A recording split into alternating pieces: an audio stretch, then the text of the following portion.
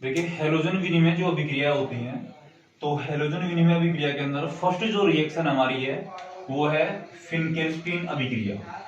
सबसे पहले इस अभिक्रिया के बारे में पढ़ेंगे जो हैलोजन विनिमय के अंतर्गत आती है। तो इसमें हम क्या करते हैं, एल्किल हैलाइड लेते हैं। एल्किल हैलाइड के रूप में सर्वप्रथम हम ले रहे हैं क्लोराइड को और एक ले रहे हैं ब्रोमाइड को एल्किल के साथ, और दोनों की अभिक्रिया करवा रहे हैं किसके साथ, सोडियम आयोडाइड के साथ, सोडियम आयोडाइड के साथ NaI NaI। यहाँ पर शुष्क एसीटोन की उपस्थिति लेते हैं और यहाँ पर मेथेनॉल की। जब शुष्क एसीटोन की उपस्थिति को एल्किल क्लोराइड की अभिक्रिया NaI के साथ करवाते हैं तो हमें एल्किल आयोडाइड का साथ में NaCl लवण का निष्कासन प्राप्त होता है। NaCl लवण बाहर निकलता है और Ri यानी कि एल्किल आयोडाइड हमें प्राप्त होता है।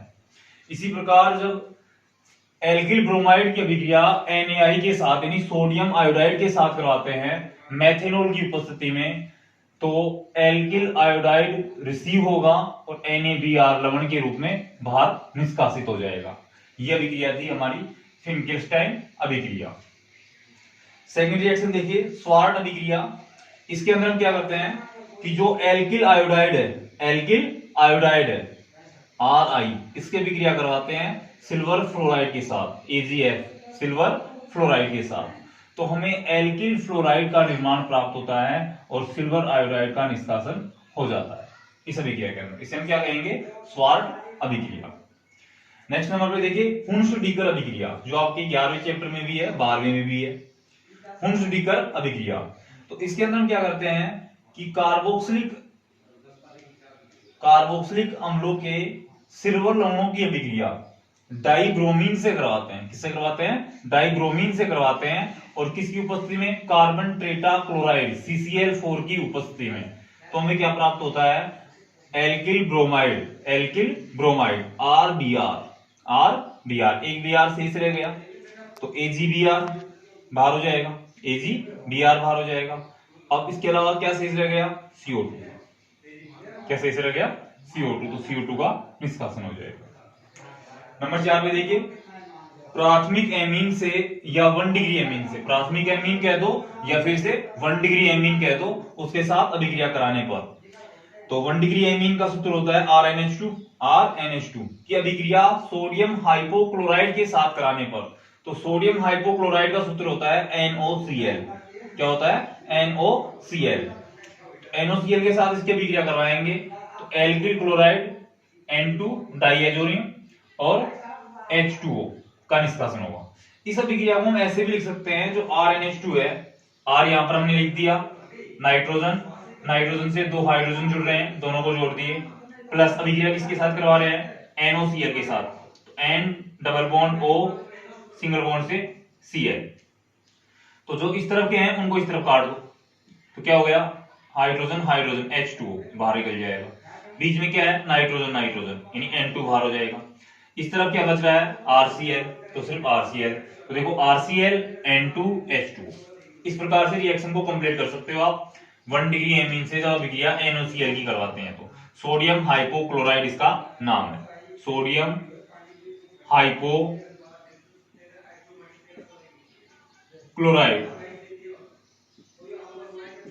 हाइपोक्लोराइड। ये 4 रिएक्शंस हैं जो एग्जाम की दृष्टि से भी मोस्ट हैं।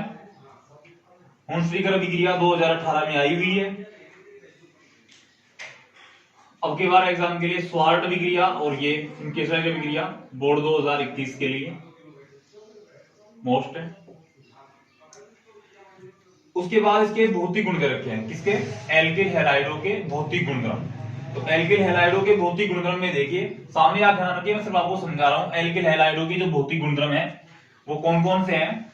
तो एल्किल हैलाइडों का जो पहला भौतिक गुणधर्म है वो ये है कि RBr तथा Ri प्रकाश की उपस्थिति में पीले पड़ जाते हैं, बाकी जो एल्किल हैलाइड है वो रंगीन है। सभी एल्किल हैलाइड हैं जो रंगहीन होते हैं, कलरलेस होते हैं, रंगहीन होते हैं, लेकिन RBr तथा Ri ये प्रकाश की उपस्थिति में कैसे पड़ जाते हैं, पीले रंग के पड़ जाते हैं।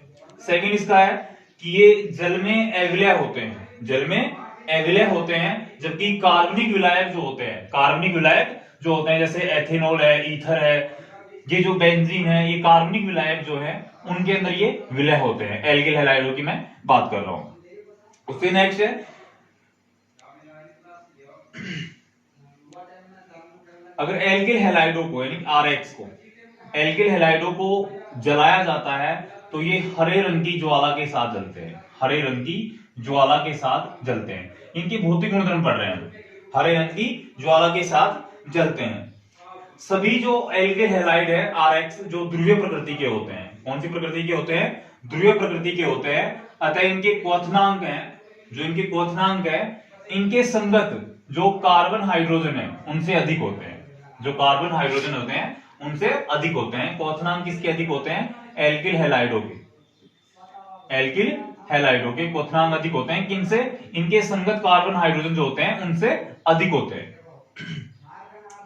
नेक्स्ट है इसके अंदर इनका जो अणुभार है, अगर अणुभार इनका बढ़ता है तो इनका क्वथनांक भी क्या होगा? बढ़ेगा। अगर इनका अणुभार बढ़ता है तो इनका क्वथनांक भी क्या होता है? बढ़ता है। अणुभार बढ़ने पर इनका क्वथनांक बढ़ता है। ये इनके भौतिक गुणधर्म है। इसके अलावा इसका भौतिक गुणधर्म एक ये भी है, एक तो होता है साखित एल्किल हैलाइड और एक होता है असाखित एल्किल हैलाइड। कहने का मतलब ये है, जैसे मैं बात करूं CH3 CH2 CH2 Cl, ये तो क्या है? असाखित एल्किल हैलाइड। दूसरा मैं ले रहा हूं एग्जांपल इसका CH3 CH CH3 Cl, ये क्या हो गया? साखित एल्किल हैलाइड। ये तो क्या था? असाखित। ये तो क्या है? असाखित। और ये क्या है? साखित। एक तीसरा एग्जांपल और ले सकते हैं इसका, जैसे कार्बन है और इस कार्बन से CH3 CH3 CH3 Cl, एक एग्जांपल हो गया। ये भी साखित ही है, ये भी क्या है? साखित ही है, ये शाखाएं जुड़ी हुई है इनसे। तो जो साखित एल्किल हैलाइड होते हैं उनके क्वथनांक कम होते हैं किनसे? असाखित से। तो क्वथनांक ज्यादा किसका होगा? असाखित का। तो क्वथनांक इनका ज्यादा है बजाय इनके। तो हम यहां पर क्या लिख सकते हैं कि इनका जो क्वथनांक है वो सर्वाधिक है, क्योंकि ये असाखित है, तो क्वथनांक अधिक, और इनका क्वथनांक क्या होता है? कम होता है। जो साकित होते हैं उनका क्वथनांक क्या होगा? कम होगा, और जो असाकित हैं उनका क्वथनांक क्या होगा? ज्यादा होगा। एक हमें ये बात याद रखनी है। इसके अलावा यदि एल्किल समूह समान हो तो क्वथनांक का मान कैसे और क्या होगा? तो देखिए इसके अंदर सबसे ज्यादा मान किसका होगा और किसका नहीं होगा? CH3I CH3Br CH3Cl, तो इनमें सबसे ज्यादा क्वथनांक होगा CH3I का, फिर CH3Br का, उसके बाद CH3Cl का, और लास्ट में अगर बात करें हम तो CH3F फ्लोराइड। क्योंकि आकार सबसे बड़ा किसका है? आयोडाइड का, वर्ग में नीचे आता है, फिर Br का, फिर Cl का, और सबसे छोटा आकार किसका होता है? फ्लोरीन का। तो मैंने क्या कहा था कि अगर परमाणु का आकार बढ़ता है तो क्वथनांक का मान भी क्या होगा? बढ़ेगा। इसके अलावा आपके इसके अंदर एक टॉपिक और है कि यदि एल्किल हैलाइड में Ri सर्वाधिक क्रियाशील होते हैं, क्योंकि सूर्य के प्रकाश की उपस्थिति में ये अपघटित होकर आयोडीन मुक्त कर देता है।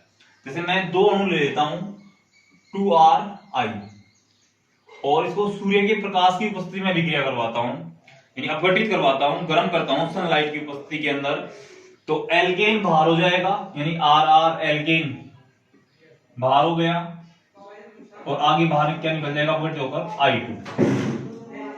I2 अपघटित होकर है जो बाहर निकल जाता है। इसलिए I2 यानी आयोडीन है वो अधिक क्रियाशील होता है उसके बाद आते हैं इनके रासायनिक गुण। ये तो थे इनके भौतिक गुणधर्म। अब रासायनिक गुणधर्म जो है एल्किल हैलाइडों के, वो 4 प्रकार की अभिक्रिया दर्शाते हैं। कितने प्रकार की अभिक्रिया दर्शाते हैं? 4 प्रकार की अभिक्रिया दर्शाते हैं। और वो 4 प्रकार की अभिक्रिया आपको पता है कि कौन कौन सी अभिक्रिया है। नाभिक स्नेही प्रतिस्थापन अभिक्रिया है, जिनमें SN1 अभिक्रिया और SN2 अभिक्रिया आती है। दूसरी जो है वो विलोपन अभिक्रिया है, जिनके अंदर विहाइड्रोजनीकरण और सहजैव का नियम आता है। नंबर 3 धातुओं से अभिक्रिया है, जैसे सोडियम के साथ अभिक्रिया, जिसे उर्वरक अभिक्रिया के नाम से जाना जाता है। लिथियम के साथ अभिक्रिया है, Zn के साथ अभिक्रिया है। इसके अलावा PbHg के साथ, मिश्र धातु के साथ अभिक्रिया है। और 4 नंबर की जो अभिक्रिया है वो अपचयन अभिक्रिया है। इन चारों अभिक्रियाओं को हम विस्तार पूर्वक आगे के वीडियोस के अंदर पढ़ेंगे। ओके।